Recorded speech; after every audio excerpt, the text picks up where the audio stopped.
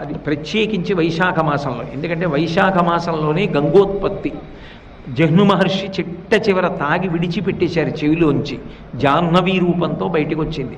అందుకే ఆ గంగతో ఆరాధన చెయ్యడం అన్నది అంత గొప్పదైంది. అటువంటి గంగతో సమానం కావాలని సరస్వతీదేవి కోరుకుంది. మళ్ళీ వెనక్కి రండి, ఎక్కడ వదిలిపెట్టి గంగ ప్రవేశం చేశానో, గంగ గురించి చేశానో అక్కడికి మళ్ళీ రండి. ఆ గంగా నది నదులన్నిటిలోకి మహారాణి. ఆ గంగతో నాకు సమాన స్థాయి కావాలి, అది భగవంతుడు ఇవ్వాలి. అందుకని తపస్సు చేస్తోంది. ఆవిడ తపస్సు చేస్తుండగా పులస్త్య బ్రహ్మ వచ్చారు. పులస్త్య బ్రహ్మ స్వయంగా చతుర్ముఖ బ్రహ్మగారి యొక్క మానసపుత్రుడు. అటువంటి పులస్త్య బ్రహ్మ వచ్చినప్పుడు లేచి నిలబడాలి. మహాత్ములు ఎవరైనా వచ్చినప్పుడు వెంటనే లేచి నిలబడాలి ఒకసారి. అలా లేచి నిలబడకపోతే దోషం వస్తుంది. ఆ దోషం తొలగిపోవాలి